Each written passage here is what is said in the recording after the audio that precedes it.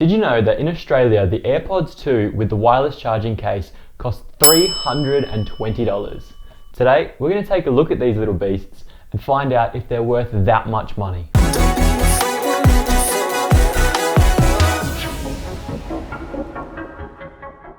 What's going on, guys? My name's David Tomic and welcome back to the channel. Thankfully, since my last video, I've gotten a little bit better and I don't need a cup of tea with me to talk about the Airpods 2. Today, we're going to look at the Airpods 2 in depth. We're going to take a look at the wireless charging case and the differences between the Airpods 1 and the Airpods 2 themselves. Right now, without looking at the facts, I personally think that you shouldn't be upgrading, but let's take a look at all the facts, the specs, and the differences between the two and see if it's worth the extra money. Okay, so I'm going to keep myself centered in the screen here today and drop a list down on the right hand side about the Airpods 1 and drop a list on the left hand side about the Airpods 2. Let's take a quick comparison between these two and find out what's actually changed. So straight off the top of the bat, if we look at the design has stayed exactly the same. The only difference between the 1 and the 2 is the wireless charging case, which has a small little LED at the front of the case that you can tell it apart. But when you actually look at the inside of the headphones and the actual design of the headphones themselves, not a single thing has changed between the 1 and 2s. Now, let's talk about performance. If you're talking on the phone with these in your ears, with the Airpods 1, you're going to get about 2 hours battery life. On the Airpods 2, you're going to get 3 hours, which is actually a pretty good increase from generation to generation. If you're listening to music, however, they're both exactly the same, coming in at 5 hours of total playtime. Something that probably doesn't matter to you guys, or to me really, is the fact that the chip's upgraded. The chip itself in the Airpods 1 is a W1 chip, whilst in the Airpods 2, it's a H1 chip.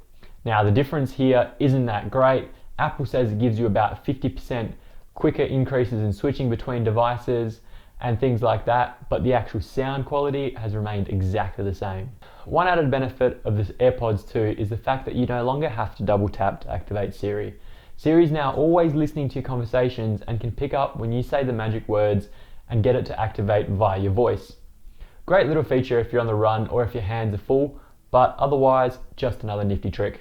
So if you want to buy the wireless case on its own, if you have the Airpods 1 for example, it's going to cost you 130 Australian dollars. And if for some strange reason you just want the headphones and not the charging case for the second generation, maybe you've lost your set and still have the charging case, well, that's still going to cost you an extra $250 just to replace the headphones themselves. One con with the wireless charging case, unfortunately, is the fact that it doesn't support wireless charge sharing.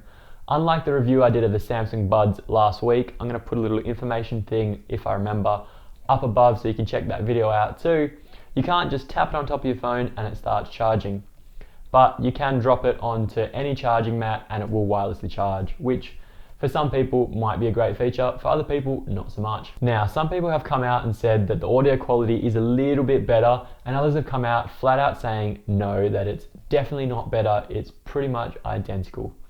I've gone ahead and tested the Airpods 2 and the Airpods 1 in my spare time away from here because I don't have both generations on me now, and I can honestly say the sound is almost identical.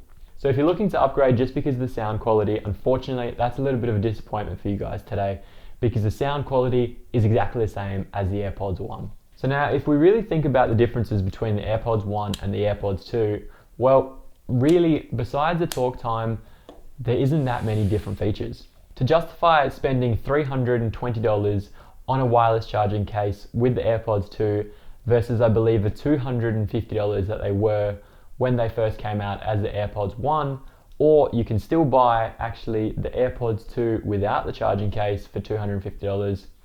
Well, I don't know about you guys, but I really wouldn't be going out and spending the extra $100 to upgrade to a wireless charging case, especially if you don't have a wireless charging pad. If you do have a nice little Apple wireless charging pad that can mount 3 different things on it, for example like your iPhone, your iWatch and potentially your AirPods, then I don't know, maybe that might be worth the upgrade. However, from a standpoint alone of just a wireless feature, I don't know, in my personal opinion, definitely not worth the upgrade.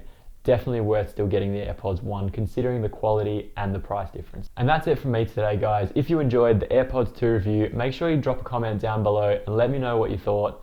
Like always, smash that subscribe button 2019 style, and I'll see you next Monday.